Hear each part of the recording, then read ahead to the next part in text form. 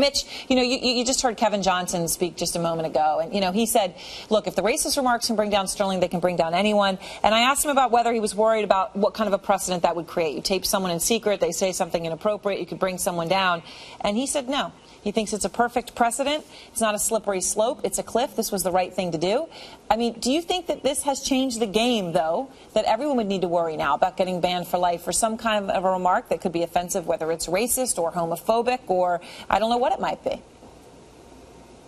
Well, I certainly think amongst team owners and rich individuals that they are thinking twice about who they're having conversations with and who might be taping them. Because Donald Sterling has been this person for years. Right. You can go study documents that show racist comments from him far worse than what he was recorded for saying. What was the difference with this? There was an audio tape that couldn't be controlled because it was all over the internet. Right. So I think most certainly people are going to watch out for the new gotcha form that there is to get yourself in trouble with comments. I think we'd be naive to think that he's the only person who's ever made a racist comment in private, whether they be NBA owners or business owners of other kinds. But I think it's a good warning that people should watch what they say no matter where they are. Mitch is right. I've had, I sent a note to my team saying this is a perfect intersection of race, entitlement, and privilege. Because I've had no less than 10, 15 people say, and these are people of a certain age, of a certain demographic, of a certain income, they'll say, Don, I hear it all the time. Right. In the boardroom, I hear it in the locker room, I hear it at the country club. People who say things similar to Donald Sterling, and no one ever says anything. And then when you try to intervene, to no avail. So you're right, Mitch. He's not the only one, but this is a window into something that we rarely get to see. I mean, and David, it's kind of amazing that this is what it took. You heard Jason Carroll say this has been going on for decades. It was an open secret. He grew up in L.A. Everybody knew that this guy didn't like people of color, as Jason phrased it.